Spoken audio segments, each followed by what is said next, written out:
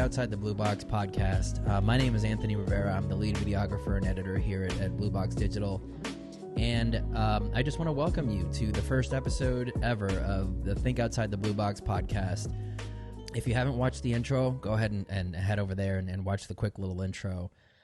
Just kind of explaining what this podcast is going to be about, what my expectations are for it, and just a little bit of overview of what this podcast is. But real quickly, this is basically a creative podcast. I want this to be a creative space for any industry, music, filmmaking, painting, and anything artistic. I want to feature it here. And today we're actually going to be talking about the power of music. And later on in the show, I actually have an interview with a good friend of mine, John Russo, which is a singer. He's dedicated his entire life to singing, and him and I we've done some work together on some BlueBox music specials. I don't know if you guys have seen that. They're on YouTube. But this year we decided to do a second Christmas special for BlueBox, and we actually shot that.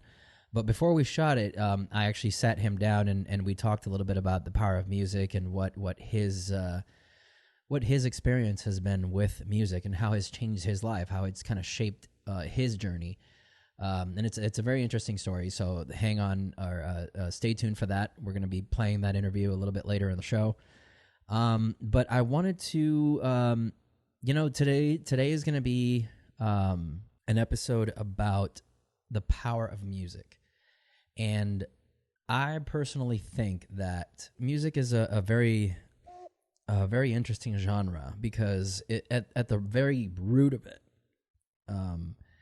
it's just sounds. It's just sounds that either people emit with instruments or people emit with their voices, which is also an instrument.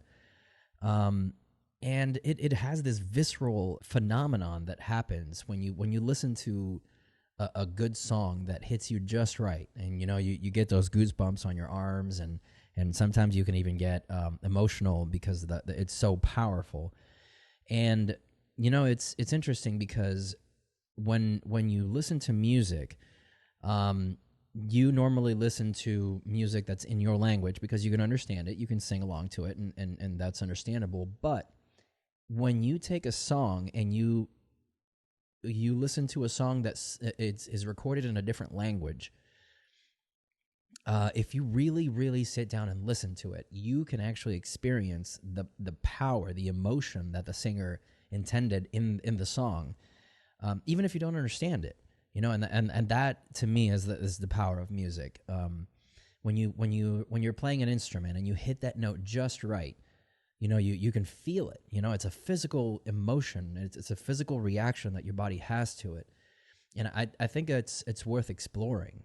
I talk about it in my interview with John, but I actually watched a documentary about the power of music. Let's see if I can find it. Yep. So the documentary is called Alive, and it's basically these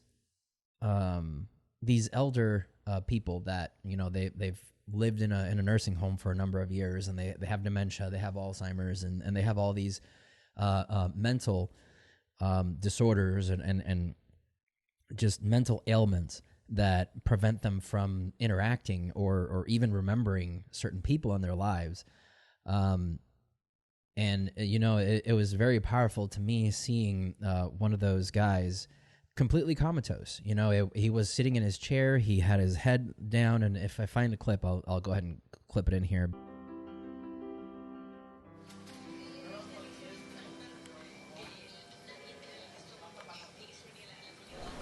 Hi, Papa. Hi, Papa. Huh? How you doing? I'm all right. I'm fine. Wait. Who am I? I don't know. Wait a minute. It was so shocking to me that the guy was completely unresponsive. He was looking down, it completely unaware of what was happening around him, and the nurses just kind of got used to that because that's just his condition. He's been like that for a number of years, so it's become his normal life. He's just kind of shut everything out, and he's just kind of internalized everything. And these group of filmmakers walked in and they started playing and they put some headphones on him, and they started playing some of the music from when he grew up, when he was little. It was some songs that he knew, and they knew that he knew.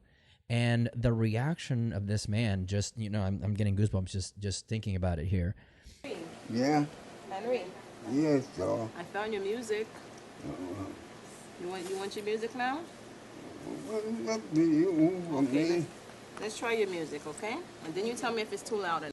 The reaction from him, his eyes opened. He was very conscious and aware, and he was even singing along with some of the songs. Obviously, because of his condition, he couldn't really sing and express himself. But he was reacting. He was making noises.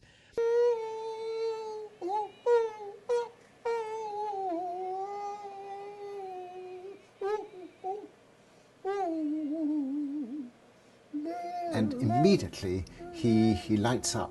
His face assumes expression. His eyes open wide. He starts to sing and to rock and to move his arms, and he's being animated by the music. And he used to always sit on the unit with his head like this. He didn't really talk to much people. And then when I introduced the music to him, this is his reaction ever since. That to me showed me the power that music has in our brains, in our biology.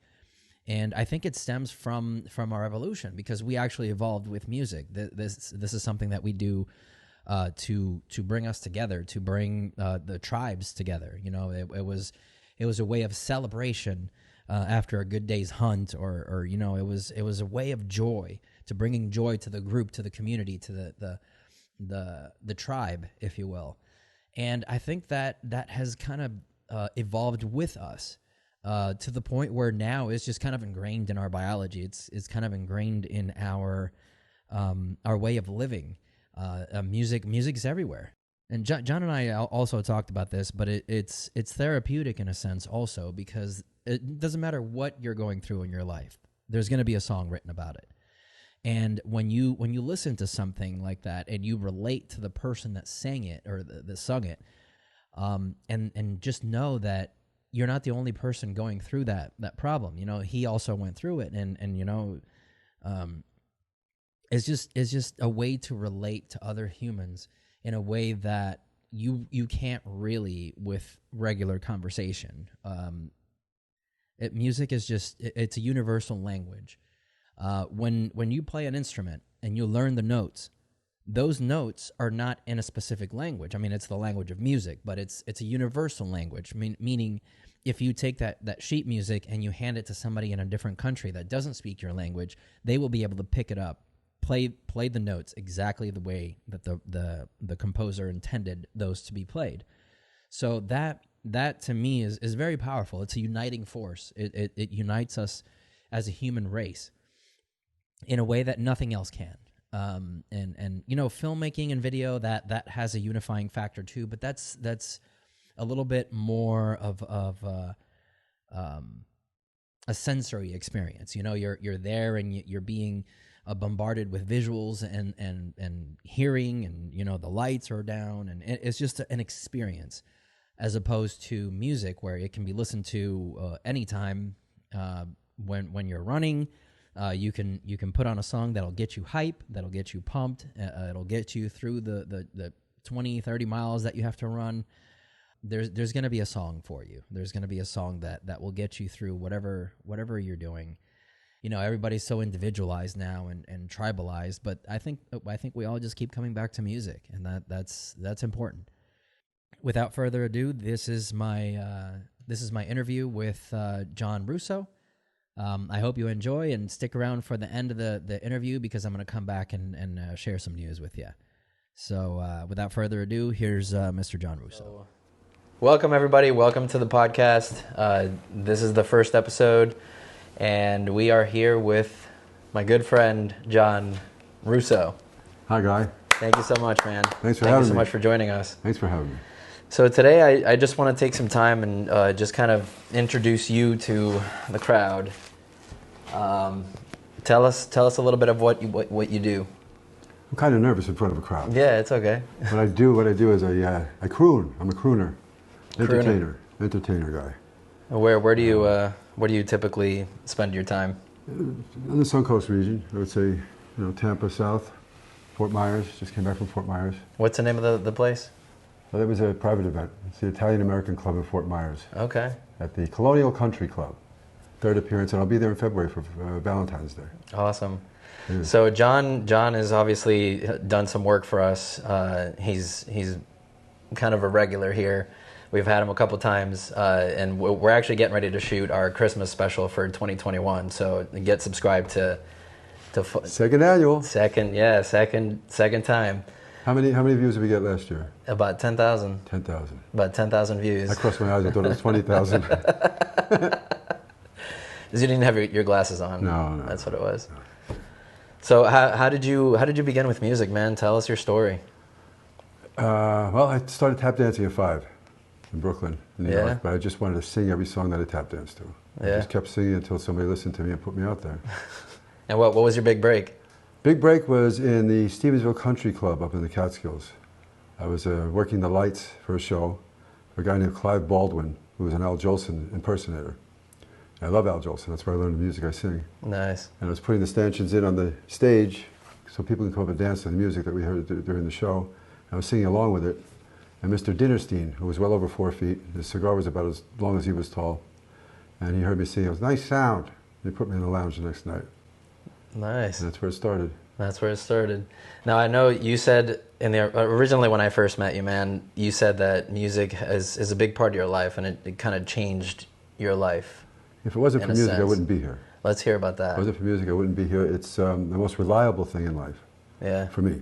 It's always been there. Every time you turn, look, the song is the same. It doesn't matter what the speed is or what the melody is the same. The words are the same. No matter what you go through in life, as far as I'm concerned, there's a song about it. So it humbles me too, because I'm not the only person, the only thing that's happened to. You know what I mean? It's just quiet down and just listen to the music and keep on moving. I think it's actually a unifying force, because it doesn't matter what language a song is in. If it's powerful enough, it'll make you feel what the singer intended. It has that emotion. It's rhythm or melody. The rhythm, people dance. It doesn't matter what language you have. You start moving your butt and start getting out there. It gets you going. People are smiling and moving and partying and having a good time. And if you have a broken heart, it's good music to listen to too. It's very therapeutic. Yeah.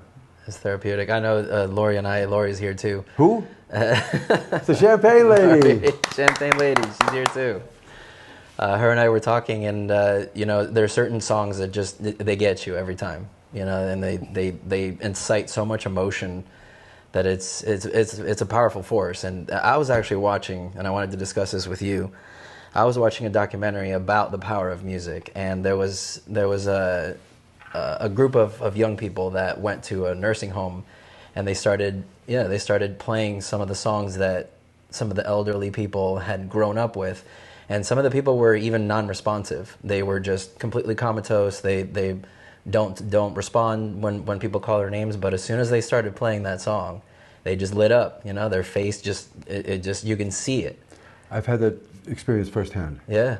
There's the Pines in Sarasota. I was volunteering maybe once a month for a while, and it's a regular crowd. Go into the dining room and they sit ringside. Ooh, nice. As possible. And there were instances where people were, I wouldn't say comatose, but incapacitated mentally. And Blueberry Hill, I sang this song, this woman sat up in her wheelchair and just started bebopping. There's a woman who had some kind of deficiency, back deficiency. She was bent over, scrunched over. And as soon as I started speaking, she didn't talk to anybody, but as soon as she started belting out where she saw it. And people they just respond. I mean, there's an instance I went to another assisted living place and went in and sang for this woman, Jean, who used to come in where I was singing. She was no longer able to go in. And her roommate hadn't been out of her room for 2 years, no makeup, didn't do her hair, kept the window closed. And I started singing, and she started combing her hair, putting on, I could get emotional, putting on her makeup, and opened the window. And they asked her what she was going to do, and she said, I'm going out tonight. We're going to Captain Brian's, and we're going to have dinner.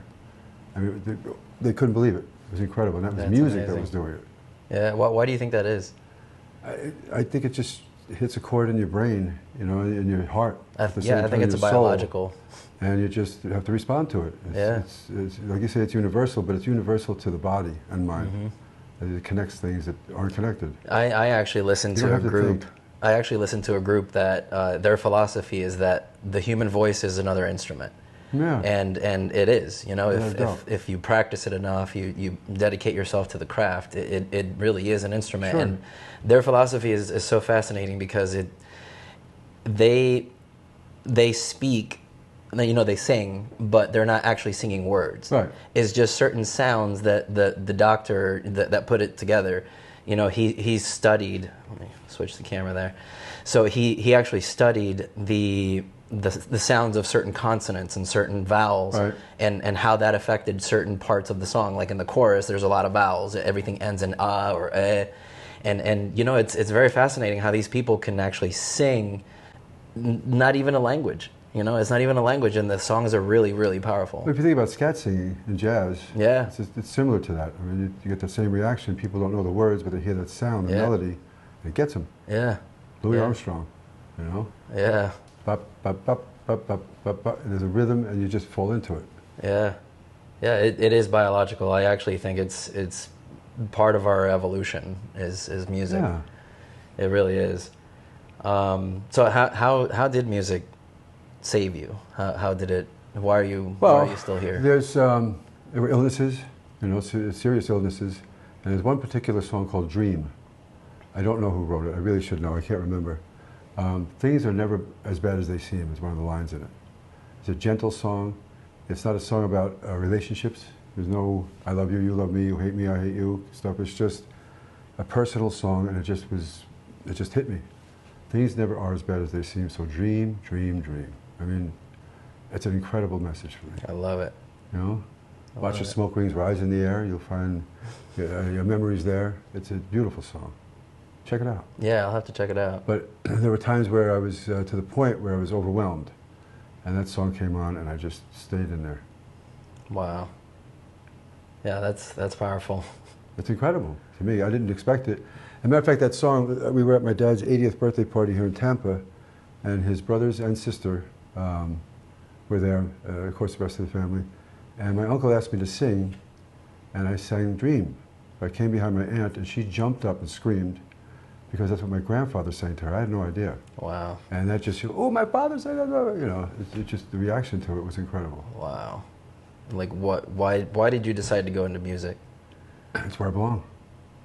There's no question it's where I belong. I was in musical theater, Equity Productions, and I loved it. Is that up in New York? No, here in here. Florida. Okay. In New York, you're kidding me, the competition's too rough. There's 900 million guys like me up there. The Golden Apple specifically. I was in St. Petersburg, Gypsy Productions. I volunteered at Venice Theater, Players Theater, any theater that would take me, but professional theater was the Golden Apple mostly. So your thing is the stage. Yeah, lights, stage. You know, it's not so much for the audience; it's for me. Yeah. You know, and I'm just grateful that the audience latches onto it and enjoys it. But theater was cool because I got to sing the songs that Irving Berlin wrote, Gershwin. You know, I mean, all the old style things. But the Call Me Madam, Can, Annie Get Your Gun. 1776 was a great show to be in. Nice. You become the characters. That's the difference. You know, the music carries the audience, and it carries the show, and it pushes things forward rather than dialogue, which is a beautiful thing too. Because you don't have to sit there and listen to somebody drone on, as far as I'm concerned. Mm-hmm. And there's dancing and happiness. You know, I did La Cage Fall down in Venice. I had a lead in that, and that was a beautiful experience for that. Wow. Yeah, incredible experience. And the music is gorgeous from that show. But it sustains me. It just, there's nothing else I'd rather do. I mean, I was a chef. I love to cook. There's 4 things I live for, and I can only tell you 3. Nice. Food, music, and art. We'll leave the 4th one out. We'll leave it at that. But and I enjoy them. I get into like a meditative state in the kitchen, but music just makes me fly. I think that's another art form. Oh, without a doubt. I think food is absolutely another art But there's form. a bit of work associated with that. Oh yeah. You know. I mean, with any art. For me, singing music, there's no work whatsoever. It just is there. Yeah. You know, there's no It's thought like second process. nature. Yeah, it's just, and there's songs that I'll hear for the first time, and they're in here already. Nice. I know them. I just smack the microphone one more time. Sounds like it's hereditary. Yeah, it is. It's My grandfather passed Al Jolson on to me. My grandmother was in the hospital. He was a little depressed. We went back to his apartment. I was maybe 7, 8 years old, and I heard Al Jolson singing songs that became popular. That were popular then. He was the first Elvis, really, in the United States. Stage, radio, records, movies. He did the first talking movie.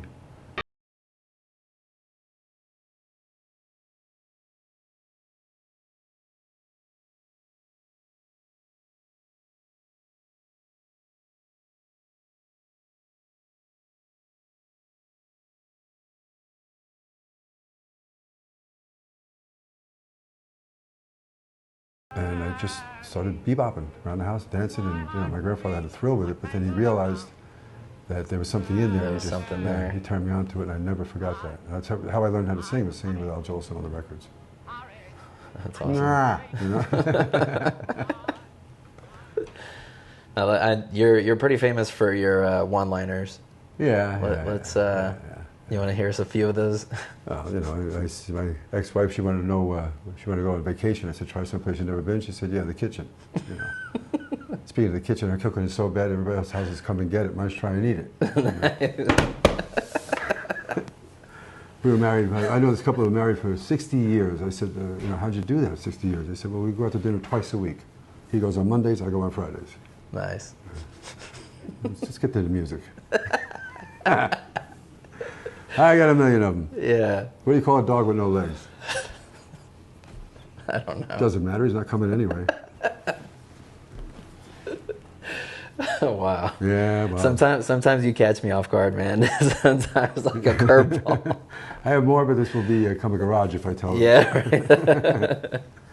But Henny Youngman, I worked on the stage, not with him at the same time, but I worked in shows with him and watched him, and he was a genius as far as I'm concerned with timing.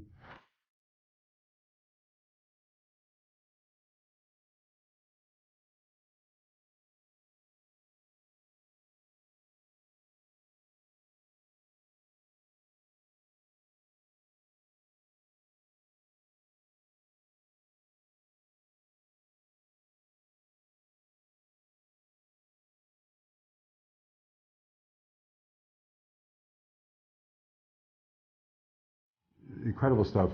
I came home and I found my wife in the living room with the car. I said, how'd you do that? She said, it was easy. I made a left at the kitchen. You know, it's so silly shit, but his timing was incredible.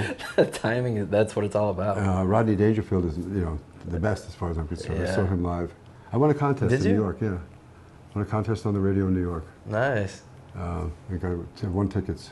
I mean, last week was rough. Are you kidding? Last week I looked up my family tree, 2 dogs were using it. Matter of fact, I got to meet him after the show, which was a thrill for me. They brought me backstage, and yes, Mr. Dangerfield, the contest winner. Who? Opened the door, looked me up and down. How are you? Slammed the door. That was it. Get out of here. I swear to God, it was perfect. Absolutely perfect. That's all the time I needed. I swear. You didn't even get a selfie, picture with him? There was no chance for that. No. I didn't have breasts. I didn't care. What other celebrities have you Ethel seen? Merman. Yeah? Spoke with her for a good 10 minutes. That was my big thrill. There's no business like show business, like no business I know. Hello, Dolly was the show. It was a record-breaking performance. It was a Wednesday matinee. And my parents brought us down, my sister and I. And I was already deep into theater, into shows. They brought the cake down in the middle. I stopped the show, brought the cake down. It was the longest running show at that time. And then after the show, my father was a New York City fireman, one of my heroes. And he got us backstage. Nice. And I went up to her and spoke with her. The first thing that hit me was that her costume had an odor to it, body odor, and it just, no filter. And I asked her why. She explained to me that the costumes were washed once a week by union rules. But it had all the glass that resembled diamonds and emeralds and everything on it. And she said, if they wash it, then there's a chance they fall off. They put them in different spots, and the movements change with them. You could smack something on stage. Really, you don't think of this about stuff. it. Yeah, I didn't even think about And that. I was, I think, 14. And at the end of the conversation, I asked her if she thought I could do it also. She said, you never know, honey, try. Wow. I fast forward to, what, 5 years ago, maybe, at the Starlight Room. I did a solo act there for 2.5 years, every Monday night, a Rat Pack show. Behind me was a 6x4 photograph of her, Ethel Merman and Cesar Romero every time I performed. Nice. That's pretty wild. That is wild. That is pretty wild. Wow. So, and there's other celebrities I met working on, working backstage up in the Catskills and stuff. But those are the two that really, Rodney Dangerfield and Ethel Merman, bang. That's priceless. Saw Sinatra twice in Radio City Music Hall. Nice. Saw Tony Bennett once at Radio City Music Hall. Wow. Wish I could say that. Yeah, no, it was really a thrill. Really was a thrill. My daughter and I actually just came back from seeing the Rolling Stones.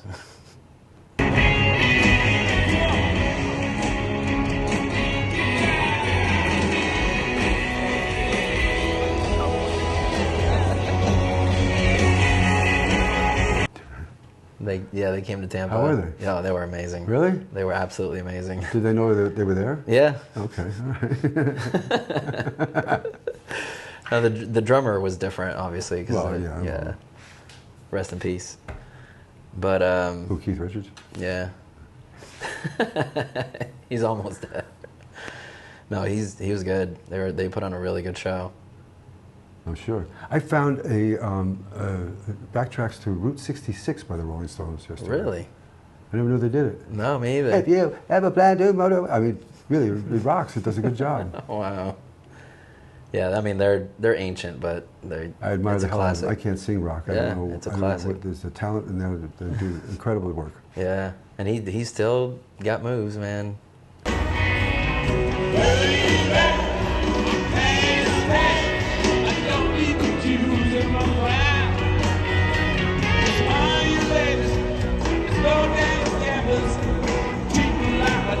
Oh yeah. Jagger still got his moves. Yeah, there's no stopping him.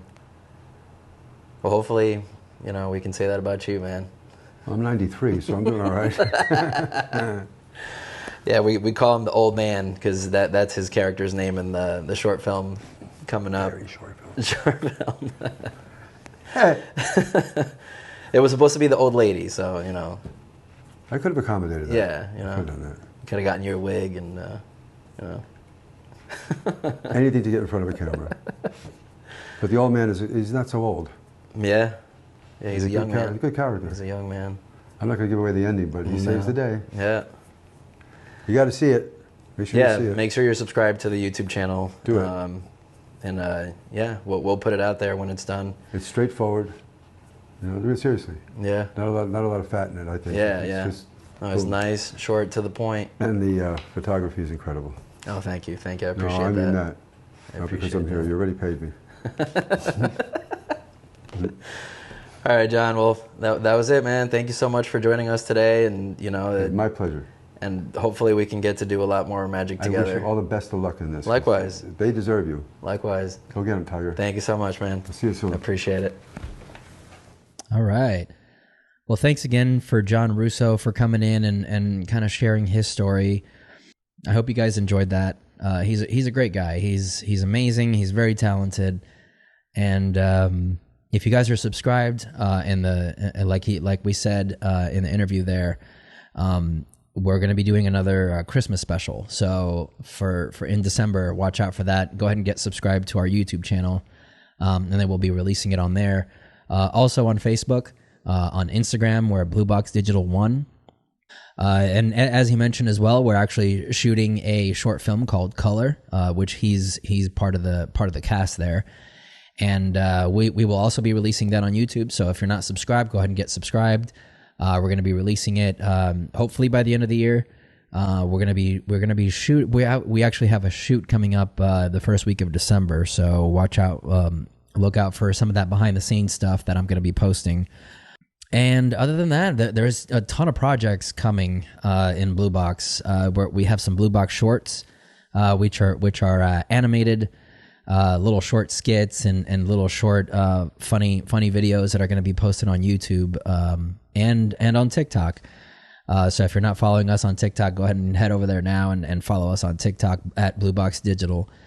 And we're going to be putting out a lot of original content coming up. So stay tuned. You can head over to BlueBoxDigital.com to check out our portfolio, all the work that we've done. If you're interested in renting this space for your podcast, also reach out to us, info@BlueBoxDigital.com. It's very reasonable pricing. We actually have, I'll be the engineer behind the camera and all the lights and everything. So all you have to do is just come in, sit down, do your podcast, walk away, and then you're walking away with high quality podcast content. That being said, I think that's going to do it for us. And thanks again to John Russo for coming in and talking to us about his journey. Again, if you want to be on the podcast, or if you know someone that would love to be on the podcast, absolutely reach out. Again, I've given you a few ways of getting in contact with us. Again, everything is in the link in the show notes, in the description there. And until next time, this has been Think Outside the Blue Box. I'm Anthony.